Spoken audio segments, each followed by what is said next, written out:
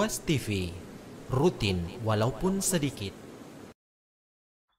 Bismillahirrahmanirrahim. Assalamualaikum warahmatullahi wabarakatuh. Alhamdulillahi rabbil alamin.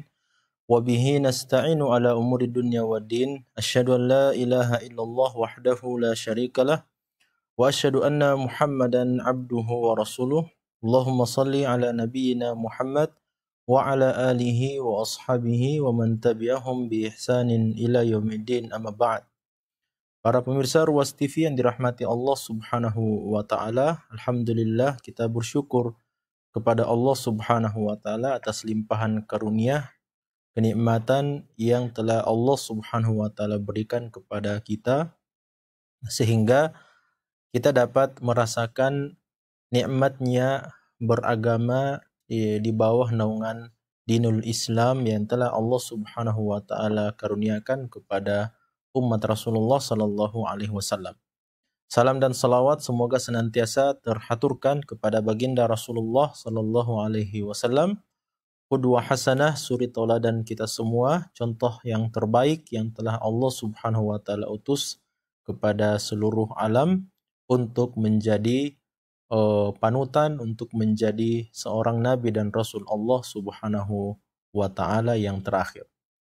Pemirsa Ruas TV yang dirahmati Allah Subhanahu wa taala. Sebagai makhluk sosial, kita tentu saja tidak akan bisa berlepas diri dari seorang sahabat, dari seorang kawan. Mengapa? Karena identitas kita sebagai seorang manusia yang membutuhkan bantuan orang yang lain, dan orang lain pun juga membutuhkan bantuan dari diri kita pribadi. Oleh karena itu, setiap kita tentu saja memiliki sahabat, setiap kita memiliki kawan yang mana kita senantiasa bermajlis bersama mereka, kita senantiasa bercengkrama bersama mereka, bercerita, dan melewati hari-hari kita bersama sahabat-sahabat dan kawan-kawan tersebut. Namun tahukah kita semua bahwasanya sebaik-baik kawan dan sebaik-baik sahabat dalam kehidupan kita ini adalah apa yang Allah Subhanahu wa taala telah karuniakan kepada Rasulullah sallallahu alaihi wasallam sebagai mukjizat terbesar dan sebagai mukjizat yang teragung yang Allah Subhanahu wa taala karuniakan kepada Rasulullah dan kepada umat manusia secara keseluruhan, yaitu wahyu-wahyu Allah Subhanahu wa taala yang termaktub di dalam kitabuhu, di dalam kitabullah atau di dalam Al-Qur'an Al-Karim. Inilah sebenarnya yang disabdakan oleh Rasulullah sallallahu alaihi wasallam dalam sebuah hadis yang sahih, di mana Abdullah bin Umar radhiyallahu anhuma pernah meriwayatkan anna Rasulullah sallallahu alaihi wasallam qaal, bahwasanya Rasulullah sallallahu alaihi wasallam pernah bersabda, innama mathalu ashabil qur'ani, sesungguhnya permisalan sahabat-sahabat Al-Qur'an, orang-orang yang senantiasa bersama Al-Qur'an, kamathali ashabil ibil, seperti orang-orang yang memiliki seekor unta. Faida, kata Rasulullah sallallahu alaihi wasallam, faida amsakaha, ya, kalau dia mengikatnya, kalau dia menjaganya, maka dia akan senantiasa bersamanya, atau unta itu akan senantiasa bersamanya. Wa idza atlaqatha dhahabat, kalau dia membiarkan unta tersebut atau tidak mengikat unta tersebut, maka niscaya unta itu pasti akan pergi meninggalkan dirinya. Nah, ini adalah hadis yang disabdakan oleh Rasulullah sallallahu alaihi wasallam yang menjelaskan tentang sebuah permisalan yang mulia berkenaan tentang sahabat-sahabat atau orang-orang yang menjadikan Al-Qur'an sebagai sahabatnya. Nah, kita bisa memahami dari hadis ini yang pertama bahwasanya ternyata Al-Qur'an itu memiliki sahabat. Ternyata Al-Qur'an itu memiliki kawan. Ya, sebagaimana diriwayatkan dalam hadis yang lainnya, Rasulullah sallallahu alaihi wasallam mengatakan, Iqra'ul Qur'ana, bacalah Al-Qur'an, fa innahu ya'ti yaumal qiyamati syafi'an li ashabihi, karena sesungguhnya Al-Qur'an itu kelak pada hari kiamat akan datang menjumpai para sahabat-sahabatnya, para kawan-kawannya, untuk menjadi pemberi syafaat bagi mereka. Nah, dalam hadis ini pula Rasulullah SAW hendak menjelaskan kepada kita bahwasanya sebaik-baik sahabat atau sebaik-baik orang yang kita jadikan sahabat, sesuatu yang kita jadikan sahabat itu adalah tentu saja Al-Quranul Karim. Karena betapa besarnya keutamaan dan pengaruh Al-Quranul Karim bagi kehidupan orang-orang yang beriman dan bertakwa, sehingga Rasulullah SAW mengatakan, memberikan permisalan bahwa orang-orang yang menjadikan Al-Quran itu sebagai sahabatnya, maka permisalannya adalah seseorang yang memiliki seekor unta. Kalau dia tambatkan atau dia ikat unta tersebut, maka unta itu pasti akan tetap bersamanya. Kalau dia biarkan unta itu, maka unta tersebut pasti akan pergi meninggalkannya. Di dalam hadis ini juga ada penjelasan bahwasanya orang-orang yang senantiasa menjadikan Al-Quran sebagai sahabat hidupnya, sebagai kawan hidupnya, tentu saja dengan banyak membaca, mentadabburi, mempelajari ayat-ayatnya, membaca tafsirnya, terjemahannya, dan seterusnya, tentu saja dimisalkan oleh Rasulullah SAW seperti orang yang mengikat tali kekang unta yang dia miliki sendiri. Padahal unta itu, kata para ulama kita, dia adalah hewan yang paling liar yang dimiliki oleh seorang manusia. Ya, hewan-hewan yang dipelihara atau diternakkan oleh seorang manusia, maka di antara hewan yang paling liar dari hewan-hewan ternak tersebut adalah seekor unta. Nah, kalau seseorang itu menjaga unta yang dia miliki dengan mengikatnya dengan sebaik-baiknya, maka unta itu akan tetap bersama dia. Ya, kalau dia membiarkan unta itu tidak mengikatnya, ya membiarkannya begitu saja, terlepas begitu saja, maka niscaya unta itu pasti akan meninggalkan dirinya. Di sini kata para ulama kita, Rasulullah SAW hendak menjelaskan bahwasanya orang-orang yang senantiasa menjadikan Al-Quran sebagai kawannya, dengan senantiasa membacanya, senantiasa hidup bersamanya, senantiasa mengamalkannya, senantiasa mempelajarinya, membaca ayat-ayat tersebut, dan seterusnya, maka mereka itu ibarat orang yang memiliki seekor unta yang mana dia senantiasa mengikatnya. Kalau kita senantiasa mengikat unta yang kita miliki, maka unta itu tidak akan pernah pergi. Dalam artian, kalau kita senantiasa membaca Al-Quran, mengamalkan Al-Quran, mempelajarinya, dan seterusnya, maka Al-Quran akan tetap bersama dengan kita. Sebaliknya, kata Rasulullah SAW, kalau kita membiarkan unta itu, kita tidak mengikatnya, kita tidak menambatkan tali kekangnya dan seterusnya, maka yakin dan percaya unta itu adalah seekor hewan yang sangat liar. Ya, sehingga ketika dia dibiarkan begitu saja, tidak diikat, maka dia pasti akan lari meninggalkannya. Sebagaimana hadis yang diriwayatkan dari Rasulullah SAW yang juga pernah kita angkat mengenai permisalan seseorang yang berada di sebuah tempat yang sangat tandus, yang tidak ada apapun di tempat tersebut. Ketika itu dia berada bersama atau dia sedang di tempat tersebut bersama seekor unta dan seluruh barang-barang yang dia miliki, tunggangan yang dia miliki, lalu kemudian dia tidur dan membiarkan tunggangannya itu begitu saja. Ya, maka tunggangannya itu kemudian pergi meninggalkan dia. Ya, pergi meninggalkan dia karena dia dibiarkan begitu saja.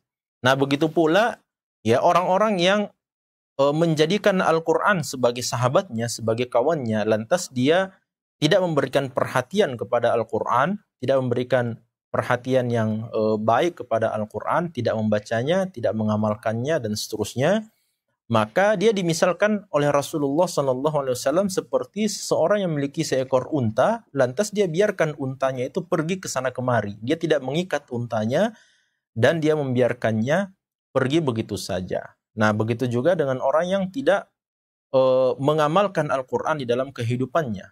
Ya, tidak hidup bersama dengan Al-Quran. Seperti itulah keadaannya. Dia membiarkan Al-Quran itu pergi begitu saja. Bahkan di dalam hadis Nabi SAW mengatakan, seburuk-buruk manusia adalah seseorang yang mengatakan nasitu ayat kait wa kait. Yaitu orang yang mengatakan saya lupa ayat ini dan ayat itu. Bal huwa nusi, kata Nabi SAW. Bahkan justru dialah yang dijadikan lupa terhadap Al-Quran. Bukan dia yang melupakan Al-Quran, akan tetapi Allah Subhanahu wa Ta'ala yang menjadikannya lupa terhadap Al-Quran. Nah, pemirsa Ruas TV yang dirahmati Allah Subhanahu wa Ta'ala. Kalau kita melihat Al-Quran itu sendiri, Al-Quran sebenarnya memiliki banyak nama. Di antara nama-nama Al-Quran itu adalah Al-Kitab, sebagaimana disebutkan dalam surah Al-Baqarah, bahwasanya Allah Subhanahu wa taala telah memberikan karunia yang sangat besar kepada bangsa Arab, kepada umat manusia secara umum, ketika Allah Subhanahu wa taala mengutus seorang rasul dari kalangan mereka sendiri, yatlu alaihim ayatihi wa yuzakkihim wa yuallimuhumul kitaba wal hikmah, di mana sang rasul itu yaitu Nabi Muhammad sallallahu alaihi wasallam, di antara tugas beliau adalah yatlu alaihim ayatihi wa yuzakkihim, membacakan kepada mereka ayat-ayat Allah Subhanahu wa taala dan mentazkiyah diri mereka dengan memerintah mereka untuk menjalankan ketaatan dan melarang mereka dari perbuatan kemaksiatan. Wa yu'allimuhumul kitaba wal hikmah. Kemudian Rasul juga sallallahu alaihi wasallam, Nabi Muhammad sallallahu alaihi wasallam juga di antara tugas beliau adalah wa yu'allimuhumul kitaba wal hikmah, dan dia mengajarkan kepada umat manusia, kepada para sahabatnya, al-kitaba wal hikmah. Yang dimaksud dengan al-kitab di sini tentu saja adalah Al-Qur'an. Wal hikmah adalah sunnah Nabi sallallahu alaihi wasallam. Al-Qur'an juga dinamakan sebagai asy-syifa. Dinamakan sebagai asy-syifa sebagaimana disebutkan di dalam surah Al-Isra, ya, wa nunazzilu minal qur'ani ma huwa syifa. Ya, dan Allah Subhanahu wa taala menurunkan di dalam Al-Qur'an ini ada syifa, ada penawar. Ya, kata para ulama kita, penawar yang diberikan oleh Al-Qur'an ini itu mencakup dua jenis penyakit yang dapat diobati oleh ayat-ayat Al-Qur'an. Yang pertama yaitu penyakit rohani, penyakit hati kita, dan yang kedua bahkan penyakit jasmani, sebagaimana datang riwayat-riwayat yang sahih dari Nabi SAW dan para sahabat, di mana mereka ya diberikan kesembuhan oleh Allah Subhanahu wa taala setelah membacakan ayat-ayat Al-Qur'an, di antaranya surah Al-Fatihah, kepada penyakit-penyakit yang diderita oleh sebagian sahabat Nabi SAW. Kemudian Al-Qur'an ini juga disebut sebagai az-zikr. Dalam surah Al-Hijr ayat yang ke-9, Allah Subhanahu wa taala mengatakan, wa nunazzilu inna nahnu nazzalna dzikra wa inna lahu lahafizun. Sungguhnya kami Allah Subhanahu wa taala yang telah menurunkan az-zikr, peringatan. Az-zikr itu artinya adalah peringatan. Allah Subhanahu wa taala menurunkan peringatan.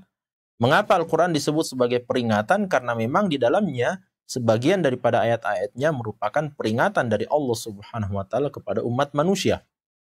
Wa inna lahu lahafizun. Dan kami Allah Subhanahu wa taala lah yang akan memberikan penjagaan terhadap Al-Qur'an. Nah, di antara nama yang lain yang Allah Subhanahu wa taala berikan kepada Al-Qur'an adalah sebagaimana disebutkan dalam surah Al-Muzammil. Ketika Allah Subhanahu wa taala memerintahkan kepada Rasulullah yang berselimut pada saat itu, ya ayyuhal muzammil qumil laila illa qalilan nisfahu aw inqus minhu qalila aw zid alaihi warattil qur'ana tartila inna sanulqi 'alaika qawlan thaqila. Ya, jadi Allah Subhanahu wa taala memerintahkan kepada Nabi SAW untuk mendirikan qiyamul lail, laksanakan salat malam.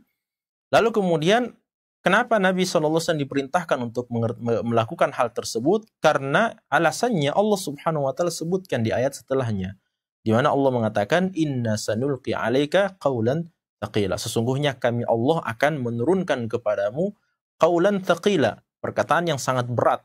Ya, secara bahasa makna qaulan thaqilan itu artinya adalah perkataan, ucapan yang sangat berat. Imam At-Tabari rahimahullah taala mengatakan bahwa yang dimaksud dengan qaulan thaqila di sini ada banyak maknanya tentu saja. Di antara maknanya bahwasanya Al-Qur'an itu dikatakan sebagai perkataan yang berat karena memang proses turunnya Al-Qur'an itu kepada Nabi sallallahu alaihi wasallam itu dirasakan sangat berat oleh Nabi sallallahu alaihi wasallam. Di dalam hadis Aisyah, ya, di awal-awal dari kitab Sahih Bukhari itu disebutkan bagaimana Nabi Shallallahu Alaihi Wasallam ya merasakan beratnya ketika Al-Quran itu diberikan dan diturunkan kepada Rasulullah Shallallahu Alaihi Wasallam. Aisyah mengatakan ketika beliau mendapatkan penjelasan dari Nabi Shallallahu Alaihi Wasallam tentang turunnya Al-Quran, kata Nabi Shallallahu Alaihi Wasallam, terkadang Al-Quran itu turun dibawa oleh malaikat Jibril alaihi salam dengan ya sebagai bentuk manusia, atau beliau menyerupakan diri beliau sebagai seorang manusia. Terkadang juga Allah Subhanahu wa taala menurunkan Al-Qur'an itu min wara'il hijab, ya, dari balik hijab, ya.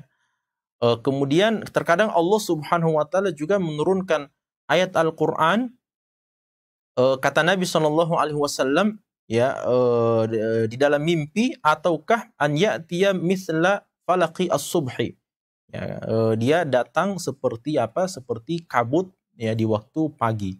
Ya, terkadang juga dia yang paling berat yang dirasakan oleh Nabi Shallallahu Alaihi Wasallam, ya, kata Aisyah radhiyallahu taala anha, adalah kalau wahyu Allah Subhanahu Wa Taala itu datang, ya, seperti gemerincing bunyi lonceng. Ya, gemerincing bunyi lonceng inilah yang kemudian kata Nabi SAW kondisi yang paling terberat yang dirasakan oleh Rasulullah Sallallahu Alaihi Wasallam ketika beliau, ya, mendapatkan wahyu dari Allah Subhanahu Wa Taala. Makanya dia dikatakan sebagai qaulan thaqila atau perkataan ucapan yang sangat berat.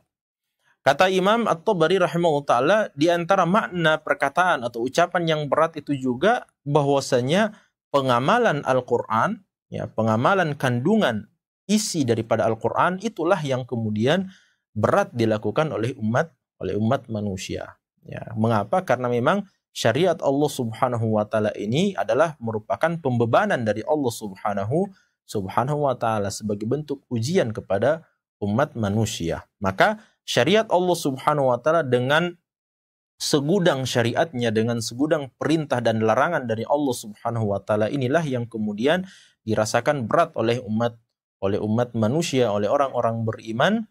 Oleh karena itu Rasulullah Sallallahu Alaihi Wasallam diutus oleh Allah Subhanahu Wa Taala untuk menjelaskan tata cara pelaksanaan daripada syariat tersebut agar kemudian mereka mendapatkan kemudahan di dalam syariat Allah Subhanahu Wa Taala. Di antara makna yang lain dari perkataan atau ucapan yang berat untuk Al-Quran, bahwasanya sebagaimana pengamalan Al-Quran dalam kehidupan dunia ini sangatlah berat, maka balasan dan timbangan kebaikan dari Allah Subhanahu Wa Taala bagi mereka yang mengamalkan Al-Quran dalam kehidupan dunia pun juga sangatlah berat. Ya, sebagaimana kaidah yang kita ketahui, annal jazaa'a min jinsil amal, bahwasanya sesungguhnya balasan dari Allah Subhanahu Wa Taala itu akan sesuai, setara, sebanding dengan, ya, jenis amalan yang dilakukan oleh seorang hamba. Kalau kita melakukan amalan yang berat, yang sulit, yang berat, yang susah, maka sekadar dan sebesar itu pula lah ganjaran pahala di sisi Allah Subhanahu Wa Taala. Begitu pula dengan amalan yang ringan kita lakukan. Amalan yang ringan kita lakukan, maka ganjaran pahalanya pun juga akan sesuai dengan ringannya amalan kebaikan yang kita lakukan tersebut. Sebagaimana kaidah yang lain juga bahwasanya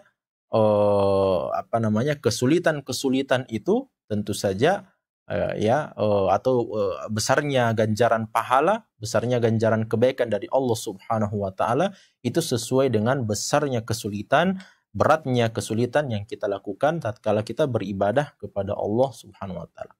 Olehnya itu para ulama kita mengatakan bahwa beribadah di waktu di musim panas tentu saja ganjaran pahalanya berbeda ketika kita beribadah di musim dingin. Di musim dingin tentu saja sebagian amal ibadah itu ringan kita laksanakan, ya, mudah kita laksanakan. Namun ketika memasuki musim panas misalnya, ya, di daerah-daerah tertentu, di negeri-negeri tertentu, ya, maka beberapa ibadah kepada Allah Subhanahu Wa Taala itu menjadi sesuatu yang sangat berat untuk dilaksanakan, menjadi sesuatu yang sangat sulit untuk dikerjakan.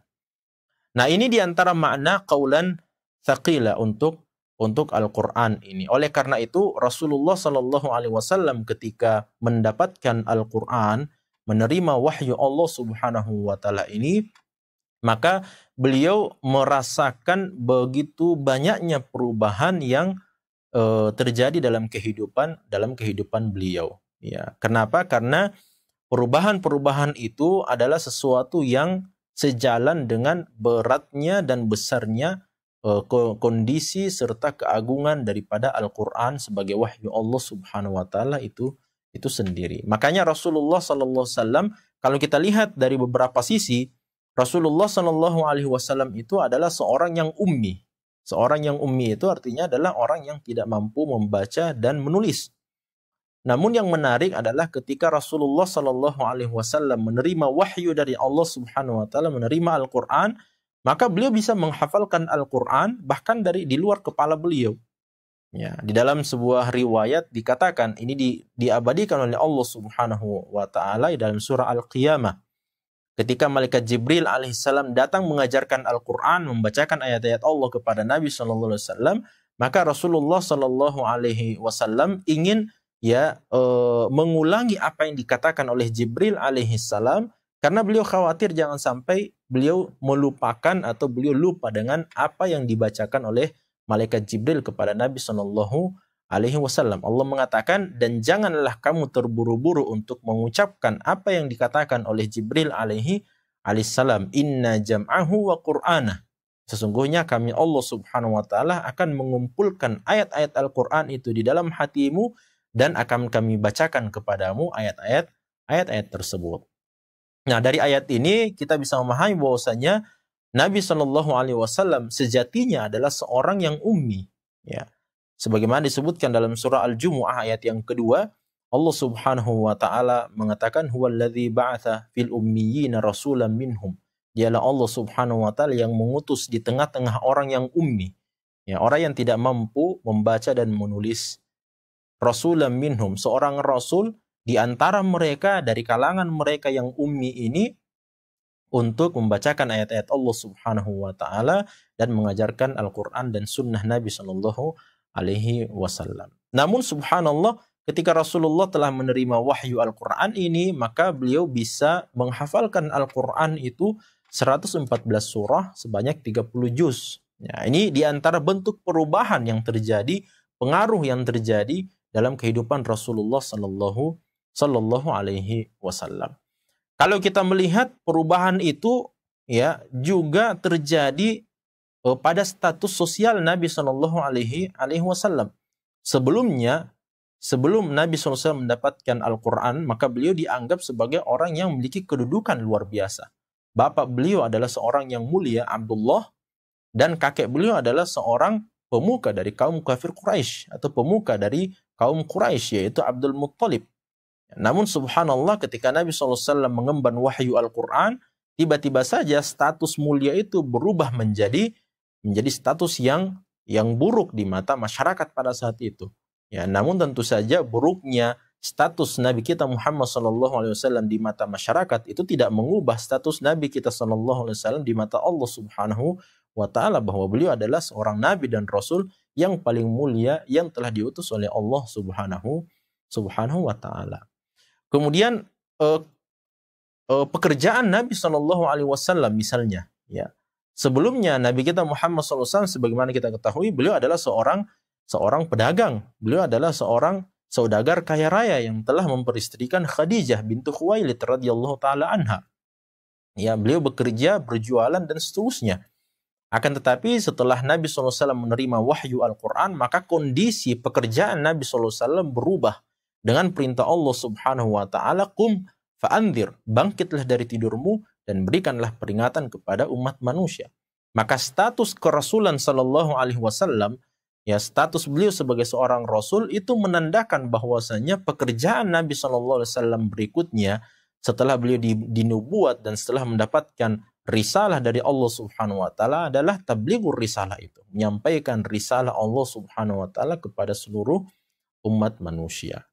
Kemudian kondisi Rasulullah Sallallahu Alaihi Wasallam yang lainnya misalnya seperti ketika Nabi Sallallahu Alaihi Wasallam bertemu dengan Waraqah ibnu Naufal, ketika dia bertemu dengan sepupu Khadijah radhiyallahu taala anha, dan ketika beliau mengisahkan apa yang beliau jumpai di gua Hira bersama malaikat Jibril alaihissalam, maka Waraqah bin Naufal mengatakan fa innahu namus, bahwasanya itu adalah namus yang pernah mendatangi Nabi Musa alaihissalam. Yang dimaksud dengan namus di sini adalah malaikat Jibril alaihissalam. Lalu kemudian Waraqah mengatakan, sesungguhnya saya sangat mau, berkeinginan, kalau seandainya saya bisa membantumu, menolongmu, menguatkanmu, ketika umatmu sendiri, ketika kaummu sendiri mengusirmu dari kota Mekah ini. Maka Nabi SAW mengatakan, awa mukhrijiyahum, apakah mereka kaum saya sendiri akan mengusir saya? Disebabkan karena saya mendapatkan apa yang saya telah temukan di Gua Hira, yaitu 5 ayat pertama dari Al-Quran, Iqra bismi rabbikal ladzi khalaq, dan seterusnya.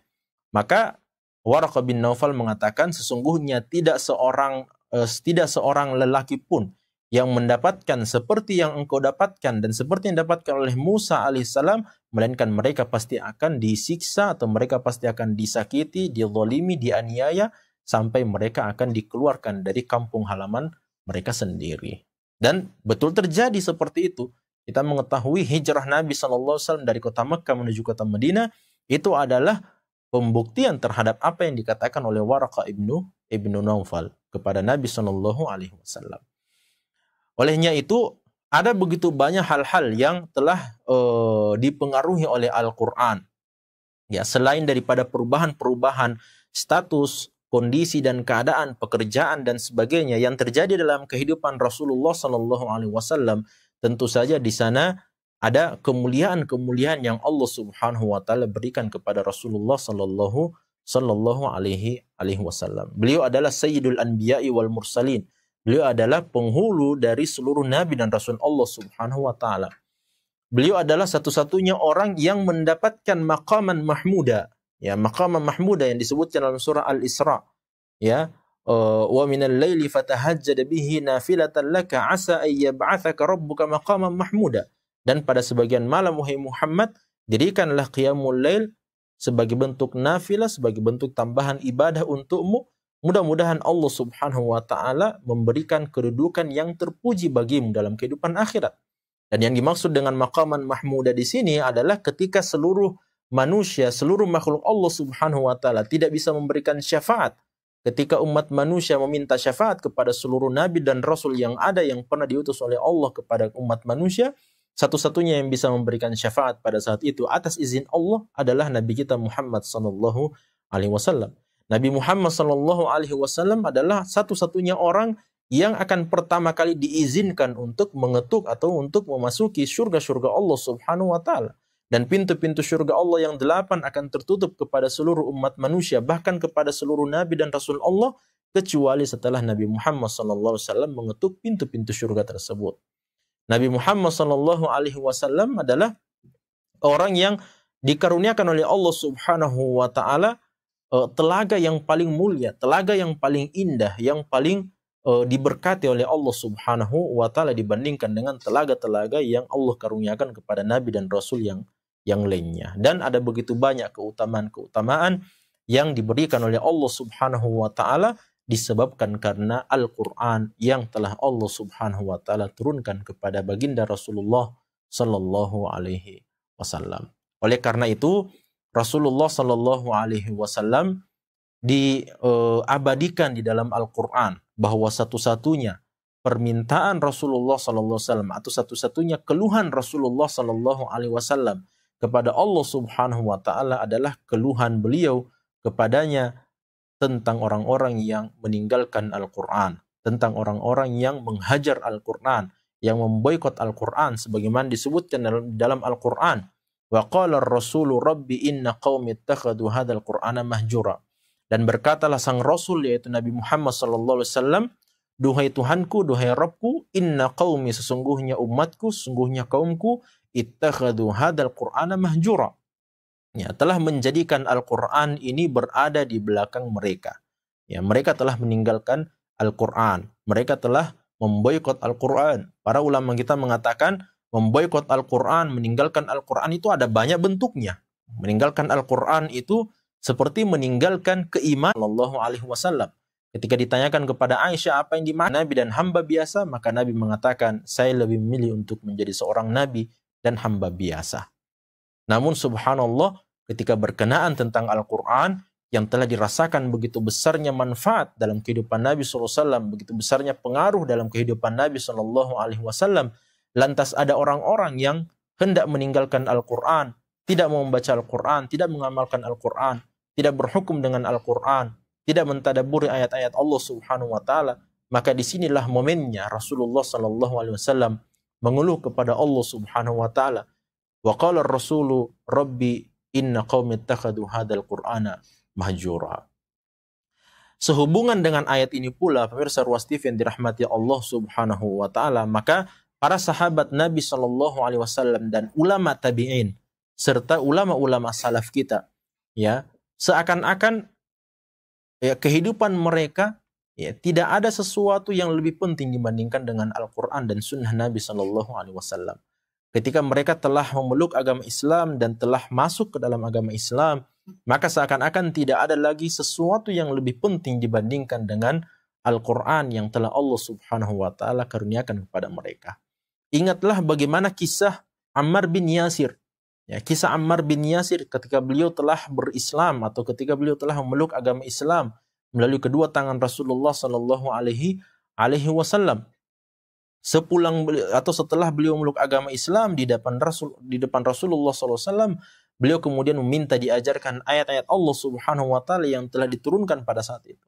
Maka di antara ayat yang diajarkan oleh Nabi Sallallahu Alaihi Wasallam kepada Ammar bin Yasir adalah surah Ad-Duha. Ya, yang menjelaskan kepada kita bagaimana Allah Subhanahu Wa Taala membantu Rasulullah Sallallahu Alaihi Wasallam, ya, ketika beliau ditemukan oleh Allah Subhanahu Wa Taala dalam keadaan tersesat, ketika Nabi Sallallahu Alaihi Wasallam ditemukan oleh Allah Subhanahu Wa Taala dalam keadaan yatim piatu, ya, ketika Nabi Sallallahu Alaihi Wasallam ditemukan oleh Allah Subhanahu Wa Taala dalam keadaan bersendiri, ya. Dan kondisi-kondisi yang seperti ini sangat cocok dan sangat pas dengan kondisi orang-orang yang beriman kepada Rasulullah Sallallahu Alaihi Wasallam pada saat itu. Lihat pula kondisi-kondisi sahabat Nabi Sallallahu Alaihi Wasallam yang lainnya bersama Al-Quran. Diriwayatkan bahwasanya Utsman bin Affan radhiyallahu taala anhu pernah mengkhatamkan Al-Quran sebanyak 30 juz, sebanyak 114 surah. Ya, hanya dalam satu rakaat dalam salat malam beliau. Diriwayatkan dari Tamim bin Aus Ad-Dari radhiyallahu taala anhu bahwasanya beliau bisa mengkhatamkan Al-Qur'an juga dalam satu rakaat dalam salat malam beliau. Ya, diriwayatkan dari Imam Syafi'i rahimahullahu taala bahwasanya ketika beliau masuki bulan suci Ramadan, maka beliau bisa mengkhatamkan Al-Qur'an sebanyak 60 kali di dalam satu bulan Ramadan. Ya, dan yang menarik bahwasanya riwayat ini yang mengatakan bahwa Imam Syafi'i bisa mengkhatamkan Al-Quran sebanyak 60 kali dalam bulan suci Ramadan adalah itu di luar daripada bacaan salat beliau. Ya. Ma minha min khatmatin illa fis shalah, ya. Fi ghairi shalah. Tidak ada satupun khataman dari Imam Syafi'i yang 60 kali itu di dalam bulan suci Ramadan, melainkan itu semuanya dilakukan oleh beliau di luar daripada ibadah salat beliau. Maka bagaimana lagi dengan bacaan salatnya Imam Syafi'i rahimahullah ta'ala. Saudari dari Imam Malik rahimahullah ta'ala, Malik bin Anas rahimahullah ta'ala, saudari beliau pernah ditanyakan kepadanya tentang apa yang dikerjakan dan apa yang dilakukan oleh Imam Malik bin Anas rahimahullah ta'ala di rumah beliau. Ya, maka saudari beliau mengatakan al-mushaf wa tilawah, yang dilakukan oleh Imam Malik rahimahullah ta'ala adalah membaca mushaf, membaca Al-Quran. Itulah yang dilakukan oleh seorang Imam Malik rahimahullah ta'ala. Ketika ditanyakan kepada seorang pembantu dari Abdullah bin Umar radhiyallahu ta'ala anhuma, apa yang dilakukan oleh seorang Abdullah bin Umar radhiyallahu ta'ala anhuma, ya, maka pembantunya mengatakan, innakum la tutiqunahum, sesungguhnya kalian tidak akan mampu meniru dan melakukan apa yang dilakukan oleh Abdullah bin Umar radhiyallahu ta'ala anhuma di rumah beliau. Apa yang dilakukan oleh beliau? Yang dilakukan oleh beliau di dalam rumah, di dalam kediaman beliau adalah al-wudu'u likulli salatin wal mushafu bainahuma. Yang dilakukan oleh Abdullah bin Umar di dalam rumah beliau adalah beliau senantiasa menjaga wudu beliau untuk melaksanakan ibadah salat, dan di antara wudu serta ibadah salat itu beliau senantiasa membaca Al-Quran. Para ulama kita diriwayatkan di antara mereka bahwa mereka menjadikan Al-Quran atau sepertiga dari Al-Quran itu sebagai wirid mereka sebelum mereka tidur di malam hari. Di antara mereka ada juga yang menjadikan separuh daripada Al-Quran sebagai wirid mereka sebelum mereka tidur di malam hari. Di antara mereka ada yang menamatkan Al-Quran sekali dalam sehari di luar daripada bulan suci Ramadan. Di antara mereka ada yang bisa menamatkan Al-Quran dalam 2 hari. Di antara mereka ada yang bisa menamatkan Al-Quran dalam 3 hari dan seterusnya. Itu karena mereka mengetahui bahwasanya tidak ada yang lebih berharga dibandingkan Al-Quran dalam kehidupan ini. Itu karena mereka tahu bahwasanya keutamaan Al-Quran sangat besar di sisi Allah Subhanahu wa ta'ala. Salah seorang ulama yang menghadapi sakaratul mautnya pernah ditanya oleh sahabat-sahabatnya, pernah ditanya oleh anak-anaknya, atau diratapi oleh anak-anaknya. Mereka semuanya menangis melihat ayah mereka. Mereka semua menangis melihat guru mereka ketika dia ketika beliau sedang menghadapi kondisi sakaratul maut beliau. Maka beliau kemudian mengatakan, menjadikan kalian menangis terseduh-seduh seperti itu? Apa yang menjadikan kalian meratapi saya seperti itu dalam kondisi seperti ini? Sesungguhnya saya telah mengkhatamkan Al-Quran sebanyak puluhan ribu kali di dalam bilik saya ini.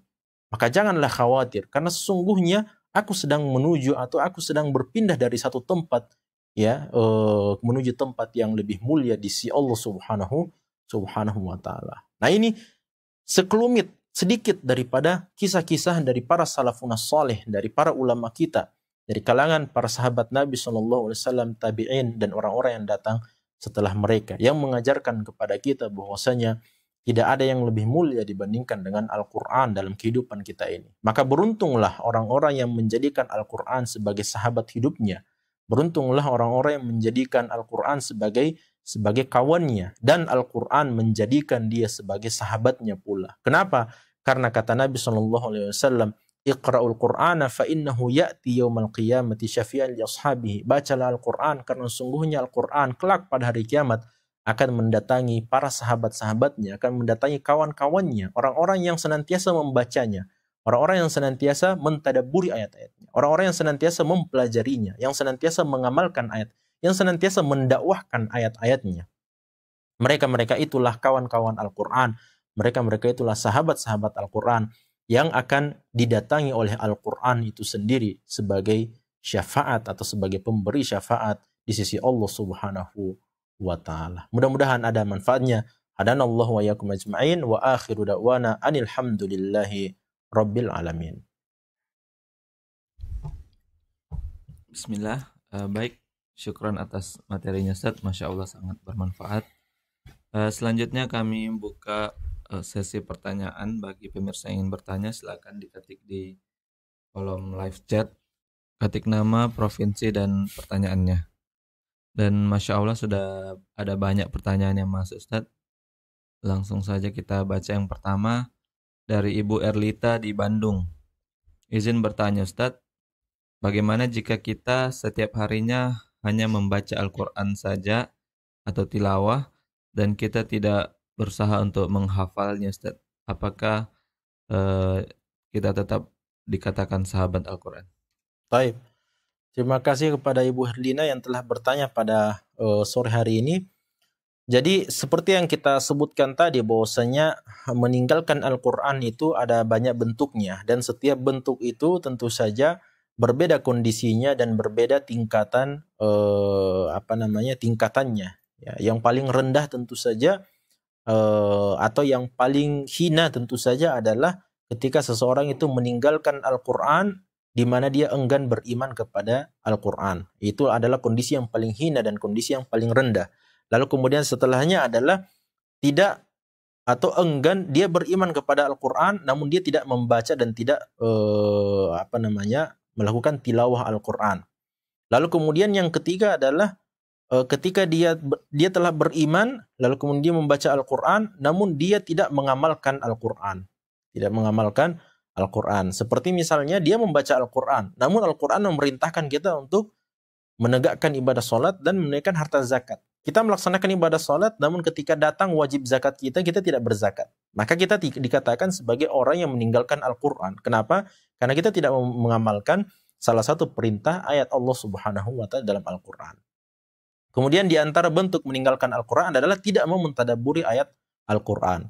Tidak mau mentadabburi ayat Al-Quran. Kemudian di antara bentuk meninggalkan Al-Quran adalah tidak mau berhukum dengan hukum-hukum Al-Quran. Kemudian tidak mau mengambil Al-Quran sebagai penawar, ya, sebagai syifa, ya, karena Al-Quran itu sendiri seperti yang kita katakan tadi, bahwasanya dia adalah syifa untuk hati kita, dia adalah syifa untuk jiwa kita, dan dia adalah syifa untuk penyakit-penyakit lahiriah. Nah, dari sini memang tidak ada secara spesifik, ya, meninggalkan Al-Quran itu dari sisi tidak mau menghafalkan ayat-ayatnya. Akan tetapi kalau kita melihat menjadikan Al-Quran itu sebagai syifa, ya, sebagai penawar dalam kehidupan kita untuk penyakit-penyakit kita, penyakit hati dan seterusnya, maka salah satu bentuknya adalah dengan menghafalkan ayat-ayat Allah Subhanahu wa ta'ala. Karena mustahil kita bisa menjadikannya sebagai syifa, sebagai penawar, sedangkan kita sendiri tidak menghafalkan ayat-ayat tersebut untuk dijadikan wirid-wirid kita, untuk dijadikan sebagai bacaan-bacaan zikir kita di waktu-waktu yang kita inginkan. Wallahu taala a'lam. Ya, baik. Pertanyaan berikutnya dari Ibu Reni di Jawa Tengah. Izin bertanya Ustadz, bagaimana hukumnya membaca Al-Quran melalui HP, aplikasi, saat sedang haid? Baik. Memang ada khilaf di kalangan para ulama kita tentang, tapi di sini ada dua perkara, ada dua permasalahan. Yang pertama adalah permasalahan membaca Al-Quran, dan yang kedua adalah permasalahan menyentuh mushaf itu sendiri. Persoalan menyentuh mushaf itu sendiri bagi seorang wanita yang haid, maka dia diperbolehkan untuk menyentuh mushaf apabila dia memiliki sarung tangan misalnya, atau dia menyentuhnya dengan menggunakan sebuah benda. Dalam artian dia tidak menyentuhnya secara langsung. Namun ini berkenaan tentang kondisi wanita yang tidak suci dalam artian dia haid ataupun nifas, dan dia ingin menyentuh Al-Quran. Ya, dia misalnya melihat Al-Quran terjatuh di lantai, maka dia ingin mengambilnya dan memindahkannya ke tempat lain. Dia tidak dibolehkan untuk mengambilnya secara langsung sampai kecuali dengan menggunakan pengalas. Ya, kalau dia menggunakan kain misalnya, atau dia menggunakan tisu dan sebagainya, kemudian dia pindahkan, maka itu dibolehkan. Namun berkenaan tentang seorang wanita yang haid dan nifas, lalu kemudian dia ingin membaca Al-Quran, maka inilah yang kemudian diperselisihkan oleh para ulama kita. Sebagian ulama mengatakan bolehnya hal tersebut, ya. Sebagian yang lainnya mengatakan tidak bolehnya hal itu. Berdasarkan dalil-dalil yang ada yang diperpegangi oleh dua pendapat ini tentu saja. Syekh bin Baz sendiri rahimahullah taala wallahu taala alam mengatakan tidak bolehnya hal tersebut, dan namun dia masih diperbolehkan untuk mengulang-ulangi bacaan-bacaan Al-Qur'annya atau ayat-ayat yang pernah dia hafalkan kalau dia khawatir dia lupa dengan hafalan ayatnya. Adapun orang yang tidak memiliki hafalan sama sekali, atau dia ingin membaca Al-Qur'an saja dan tidak bertujuan untuk mengulang-ulangi hafalannya, khawatir karena hafalannya hilang atau terlupakan, maka yang seperti ini tidak diperbolehkan. Wallahu taala alam. Ya, baik. Berikutnya pertanyaan dari Ibu Nur Khayumah di Jawa Timur, Lamongan. Afwan Ustaz, apakah ada sholat taubat dan bagaimana tata caranya? Baik. Sholat taubat itu sendiri memang ada di dalam syariat Islam. Sebagaimana hadis Nabi SAW diriwayatkan dari beberapa hadis Nabi SAW, barang siapa yang melakukan perbuatan dosa, lalu kemudian dia mengambil air wudhu secara sempurna, lantas dia melaksanakan ibadah sholat 2 rakaat dan beristighfar kepada Allah, melainkan Allah Subhanahu wa taala akan menghapuskan dosa yang telah dia lakukan sebelumnya. Nah, ini dijadikan dalil tentang adanya sholat taubat itu sendiri. Kemudian adapun tata cara pelaksanaannya, maka sama dengan pelaksanaan sholat-sholat sunnah yang lainnya. Seseorang mengambil air wudhu terlebih dahulu, lalu kemudian dia berusaha sebaik mungkin atau sekhusyuk mungkin ketika dia mengambil air wudhu, dan sekhusyuk mungkin dia melaksanakan sholat sunnah 2 rakaat. Lalu kemudian setelah itu dia meminta ampun, berdoa kepada Allah Subhanahu wa taala. Setelah selesai dari 2 rakaat itu, dia berdoa kepada Allah dan bertobat kepada Allah Subhanahu wa taala. Ini dinamakan atau rangkaian ibadah sholat taubat. Wallahu a'lam. Pertanyaan berikutnya dari Bapak Ibu Artati. Afwan izin bertanya Ustadz, apakah yang berhak menghadiahkan mahkota kepada orang tuanya di surga sebagaimana dalam sebuah hadis? Apakah itu hanya yang hafal 30 juz saja Ustadz? Baik. Zahirnya daripada hadis tersebut adalah mereka yang telah menghafalkan Al-Qur'an. Ya, mereka adalah para penghafal Al-Quran. Dan kalau disebutkan secara mutlak seperti itu, para penghafal Al-Quran, maka yang dimaksud adalah mereka yang menyempurnakan hafalan Qurannya. Namun kita tetap berbaik sangka, insya Allah apabila kita bisa mendidik anak-anak kita menghafalkan Al-Quran, ataupun kita telah berusaha namun hanya beberapa juz saja dari ayat-ayat tersebut dari Al-Quran, atau tidak dihafalkan secara sempurna, kita berbaik sangka kepada Allah Subhanahu wa taala. Mudah-mudahan kita tetap mendapatkan karunia tersebut. Sebagaimana sabda Nabi sallallahu alaihi wasallam, firman Allah Subhanahu wa taala dalam hadis qudsi, "Ana inda dhanni 'abdi bi." Saya senantiasa sesuai dengan persangkaan baik seorang hamba kepadaku. Maka kita berbaik sangka kepada Allah, kita telah berusaha, mudah-mudahan dengan usaha tersebut Allah ganjar kita dengan karunia mahkota di sisi Allah Subhanahu wa taala kelak pada hari kiamat. Ya, baik. Pertanyaan berikutnya dari Ibu Diah di Jawa Timur. Afwan Ustadz, bolehkah kita hanya membaca, menghafal, dan mentadabburi surah-surah yang kita sukai saja, Ustadz? Surah-surah tertentu saja. Apakah ini dibolehkan dan tetap disebut sebagai sahabat Al-Quran? Baik. Tentu saja mentadabburi atau membaca, menghafal, dan mentadabburi ayat-ayat yang kita sukai saja, ini tentu saja adalah kusur. Ini bentuk kusur tentu saja. Bentuk kusur itu adalah bentuk kekurangan tentu saja. Kenapa? Karena tidak ada perbedaan antara ayat Al-Quran antara yang satu dengan yang lainnya. Semuanya adalah firman Allah Subhanahu wa taala dan semuanya diberikan ganjaran keutamaan di sisi Allah Subhanahu wa taala. Adapun kalau kita ingin mendapatkan keutamaan tertentu misalnya dari Al-Quran atau dari sebagian ayat-ayat atau sebagian surah-surah Al-Quran, maka itu dibolehkan. Maka itu diperbolehkan. Seperti misalnya kita ingin mendapatkan kemuliaan surah Al-Ikhlas, ya, di mana surah Al-Ikhlas itu adalah sepertiga dari Al-Quran. Atau kita ingin membaca atau memperbanyak, menjadikan ayat kursi sebagai wirid kita misalnya, maka itu juga adalah sesuatu yang diperbolehkan. Atau kita ingin menjadikan beberapa doa-doa tertentu di dalam Al-Quran sebagai wirid-wirid kita. Ya, seperti misalnya Rabbana hablana min azwajina wa dzurriyyatina dan seterusnya, atau Rabbana zalamna anfusana wa illam taghfir dan seterusnya, Rabbana la tuzigh qulubana ba'da idh hadaitana dan seterusnya. Atau misalnya wirid yang dibaca oleh Nabi Yunus, ya, Yunus ibnu Matta di dalam perut ikan paus misalnya, la ilaha illa anta subhanaka inni kuntu minadh dhalimin, maka itu adalah hal yang diperbolehkan juga. Selama memang ada dalil atau datang dalilnya dari Nabi kita Muhammad sallallahu alaihi wasallam. Wallahu a'lam. Ya, baik. Pertanyaan berikutnya dari Bapak Iwan Mahrum. Yang mana lebih utama, Ustadz, atau lebih afdol? Banyak membaca Al-Quran, membaca saja, misal mungkin bisa 3 atau 4 kali khatam dalam sebulan, atau mentadabburi tapi hanya sedikit, mungkin hanya sekali dalam sebulan, Ustaz. Baik. Yang lebih afdolnya adalah kalau kita bisa menggabungkan antara keduanya tentu saja.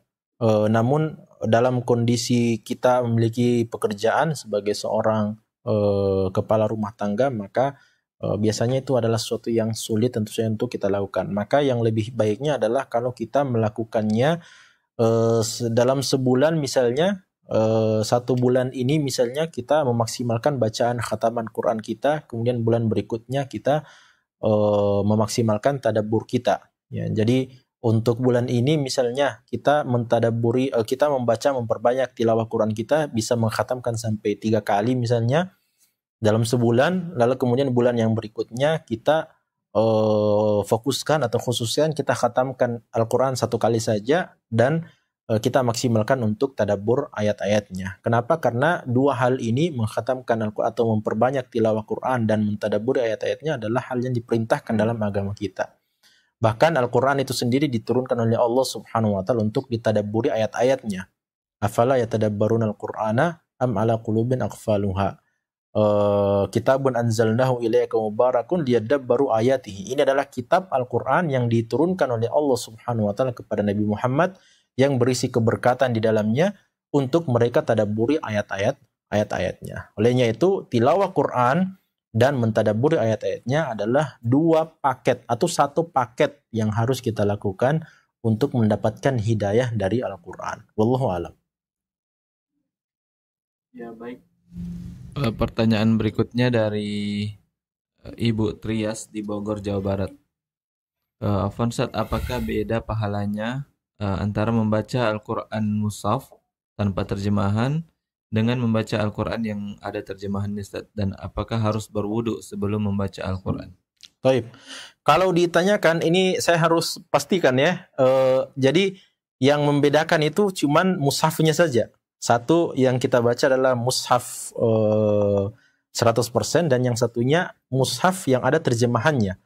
Ya, kalau yang dibaca itu adalah sama-sama Al-Qur'an, ayat Al-Qur'an, maka tidak ada perbedaan pahala. Kata Nabi SAW, la aqulu lakum alif lam mim harf, lakin alif harf, lam harf, wa mim harf.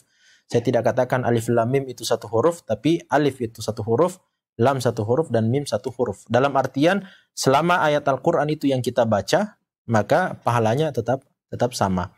Kalau yang dimaksud adalah perbedaan, kalau kita membaca mushaf Al-Quran 100% dan terjemahan misalnya yang kita baca itu adalah bahasa Latinnya, bukan bahasa Arabnya, maka tentu saja bisa saja ada perbedaan di situ. Kenapa? Karena ketika seseorang itu membaca Al-Quran dengan huruf Latinnya, bukan dengan huruf Arabnya, maka boleh jadi dia seperti kata Nabi SAW, man yaqra'ul Qur'ana wa huwa yatata'ta'u fihi. Ya, barang siapa yang membaca Al-Quran dan dia sendiri terbata-bata dalam membaca Al-Quran, ya maka dia hanya mendapatkan dia mendapatkan dua pahala, satu pahala bacaan Qur'annya dan satu pahala kesungguhannya dalam membaca Al-Quran.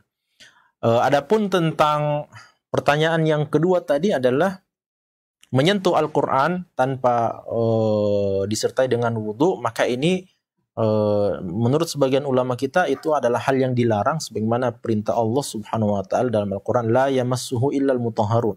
Tidak ada yang boleh menyentuh Al-Quran kecuali orang-orang yang telah memiliki kesucian, dalam artian dia memiliki wudhu. Sebagian ulama yang lainnya melihat bahwasanya itu adalah hal yang dimakruhkan atau dia adalah hal yang dibenci. Untuk kita keluar dari persoalan ini, maka sebaiknya kita menjaga wudhu kita atau memiliki wudhu sebelum kita menyentuh mushaf Al-Quran untuk membacanya. Wallahu a'lam. Ya baik, kita lanjut ke pertanyaan berikutnya. Ini dari dua penanya yang mirip pertanyaannya, dari Ibu Herlita dan juga Ibu Teti Suwarni di Pekanbaru. Pertanyaannya, bolehkah kita membaca Al-Quran sambil menunggu di bank atau di rumah sakit dan yang lainnya? Dan bolehkah kita membaca Al-Quran sambil tiduran, Ustaz? Atau mungkin sambil baring? Baik. Yang pertama tadi adalah membaca Al-Quran di tempat-tempat tertentu seperti di bank sambil kita menunggu antrian misalnya, itu adalah hal yang dibolehkan. Itu adalah hal yang diperbolehkan. Yang tidak dibolehkan adalah kalau kita membaca Al-Quran di tempat-tempat yang tidak dibolehkannya kita membaca ayat-ayat tersebut. Seperti kita membaca Al-Quran di tempat-tempat yang kotor misalnya. Kita membaca Al-Quran di dalam kamar mandi, di dalam WC, maka itu adalah hal yang tidak diperbolehkan. Adapun di tempat-tempat umum, maka terlepas dari persoalan ini masalah ria, dimasuki ria atau kesombongan, ingin menunjukkan kesolehan di hadapan orang, ini kita tidak membahas masalah itu, namun kita membahas dari sisi hukumnya bahwa itu adalah hal yang diperbolehkan. Kemudian yang kedua, membaca Al-Quran dalam keadaan berbaring, ya, bukan dalam keadaan tidur ya, karena mustahil kita membaca Al-Quran dalam keadaan tidur, dalam keadaan berbaring, ya. Maka menurut sebagian ulama kita, ada di antara ulama kita yang memakruhkan hal tersebut. Kenapa? Itu masuk dalam kategori tidak menghormati ayat-ayat Allah Subhanahu wa taala. Namun sebagian ulama yang lain, dan ini wallahu alam menurut kami pribadi ini adalah pendapat yang lebih tepat, bahwasanya itu adalah hal yang diperbolehkan. Membaca Al-Quran sambil kita berbaring itu adalah hal yang dibolehkan berdasarkan firman Allah dalam surah Ali Imran, alladzina yadhkuruna Allah qiyaman wa qu'udan wa 'ala junubihim wa yatafakkaruna fi khalqis samawati rabbana ma khalaqta hadza batilan, seterusnya. Orang-orang ulul albab, orang-orang yang berakal itu di sisi Allah adalah orang-orang yadhkuruna Allah qiyaman wa qu'udan wa 'ala junubihim, yaitu orang-orang yang berzikir kepada Allah, mengingat Allah Subhanahu wa taala dalam keadaan dia berdiri ataupun dalam keadaan duduk ataupun dalam keadaan berbaring. Para ulama kita mengatakan bahwa dan Al-Quran itu adalah zikir yang paling utama. Membaca Al-Quran adalah zikir yang paling utama. Maka kalau kita bawa makna tersebut kepada ayat ini, maka membaca Al-Quran atau tilawah Al-Quran sambil kita duduk, berdiri ataupun baring, itu adalah hal yang diperbolehkan di sisi Allah Subhanahu wa taala. Wallahu taala alam. Ya, baik. Pertanyaan selanjutnya, dan ini pertanyaan terakhir, Ustaz. Kami mohon maaf bagi pemirsa yang belum sempat dibacakan pertanyaannya karena waktu kita yang terbatas. Afwan Ustaz, bagaimana jika kita pernah menghafal suatu surah atau beberapa surah dalam Al-Quran, lalu kita melupakannya, apakah kita berdosa, Ustaz? Taib. Orang yang seperti ini apabila dia melupakan Al-Quran dengan sengaja, maka dialah yang termasuk dalam sabda Nabi SAW. Bi'sar rajul yaqulu nasitu ayata kait wa kait bal huwa nusi. Kata Nabi, seburuk-buruk manusia adalah orang yang mengatakan, saya telah melupakan ayat ini dan ayat itu. Bahkan dialah yang dijadikan lupa oleh Allah Subhanahu wa taala. Itu kalau dia melakukannya secara sengaja. Adapun orang-orang yang melupakan ayat Al-Quran dalam artian bukan dalam artian dia melakukannya tidak disengaja misalnya, atau dia hendak memuroja ayat Al-Quran misalnya, namun karena kesibukannya yang sangat padat sehingga dia tidak bisa melakukannya, maka ini tentu saja dimaafkan oleh Allah Subhanahu wa taala. Wala yukallifullahu nafsan illa wus'aha. Allah tidak membebankan seorang melainkan berdasarkan kemampuan dan kesanggupan mereka. Meskipun tentu saja kita tetap berusaha sesibuk-sibuknya kita, maka jangan jadikan Al-Quran sebagai sesuatu yang menyibukkan kita. Ya, Al-Quran itu adalah sesuatu yang bisa kita lakukan atau bisa kita hidup bersamanya dalam kondisi apapun dan dimanapun, dalam keadaan apapun, biidznillah ta'ala. Mudah-mudahan ada manfaatnya pertemuan kita pada sore hari ini. Kita tutup dengan doa kafaratul majlis. Subhanakallahumma bihamdik asyhadu an la ilaha illa anta astaghfiruka wa atubu ilaik. Wa akhiru da'wana alhamdulillahi rabbil alamin. Wassalamualaikum warahmatullahi wabarakatuh.